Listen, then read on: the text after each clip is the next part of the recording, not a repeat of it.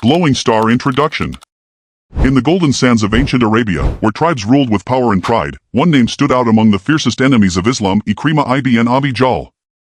Son of the pharaoh of this ummah, Ikrimah was born into a legacy of pride, leadership, and resistance to change. He was strong. He was brave. He was loyal to his tribe and its idols. And he was one of the most relentless opponents of Prophet Muhammad. But destiny had a surprise. This is not just a story of battle and betrayal. This is a story of transformation, of how the heart of a man can shift from the darkness of hatred to the light of faith.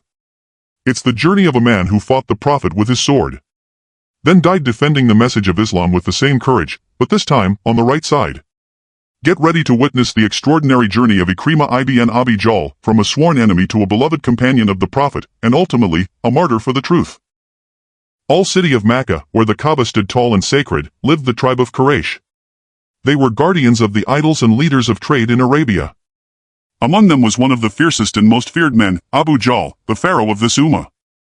And by his side grew a young, intelligent, and brave son, Ikrimah. He was the pride of Quraysh, trained in leadership, eloquence, and the art of war. The name Ikrimah meant nobility, and that's what he embodied, at least, by the standards of Quraysh. But everything changed when a man from among them, Muhammad ibn Abdullah, declared he was a prophet sent by Allah.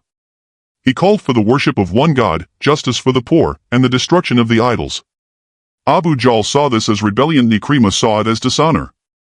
And so, they became enemies of the truth. Ikrimah, loyal to his father, rejected Islam with all his heart. He joined the Quraysh elites in mocking the Prophet, persecuting Muslims, and plotting against Islam. When the Battle of Badr came, Ikrimah stood on the battlefield, armored and confident. But what he didn't expect was a miracle. Despite being outnumbered, the Muslims, led by the Prophet, crushed Quraysh. His father, Abu Jahl, was killed. And Ikrimah? He escaped, filled with rage and thirst for revenge. In the Battle of Uhud, Ikrimah led Quraysh's cavalry and contributed to the Muslim retreat by attacking from behind after the archers disobeyed the Prophet's command. In the Battle of the Trench, Khandak, he once again stood against Islam, strategizing with Quraysh and their allies to wipe out the Muslims of Medina. But no matter what he did, no matter how hard he tried, Islam only grew stronger. In the 8th year of Hijrah, Prophet Muhammad marched into Mecca with a massive army. But instead of revenge, he came with mercy. The idols were destroyed. The Kaaba was purified. The city that once mocked the Prophet, now bowed in Islam. But not everyone was forgiven right away. Some were marked as too dangerous, and Ikrimah was on that list. Terrified of the consequences, Ikrimah fled to Yemen, hoping to escape the inevitable. But destiny had another plan. Let's talk about a true queen here, Hakim, Ikrimah's wife. Unlike her husband, she had embraced Islam. She saw the mercy of the Prophet and knew her husband deserved a second chance.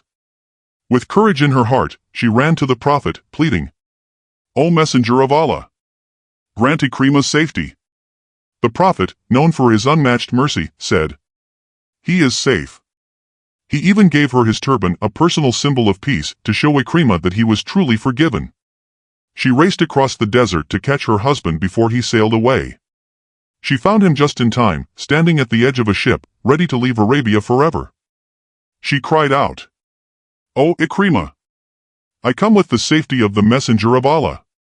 Come back, he has forgiven you." The words pierced his heart. Years of pride, pain, and rebellion began to melt. He turned to the captain and said, "Take me back. There's no one on earth better than Muhammad." Ikrimah returned to Mecca. He walked into the Prophet's masjid, head low, heart heavy. He said, "O Muhammad, I fought you, insulted you, and tried to kill your followers. If you forgive me, I swear by Allah, I will make up for every wrong." The Prophet smiled and replied, "Welcome, O Ikrimah, son of Abu Jahl." He accepted Islam with tears and began a new life. No longer a warrior against Islam, but a soldier of Allah. Now began the heroic chapter of Ikrimah's life. He became a devoted Muslim, constantly seeking to erase his past with acts of courage. In the Battle of Hunayn, Ikrimah fought bravely alongside the Prophet.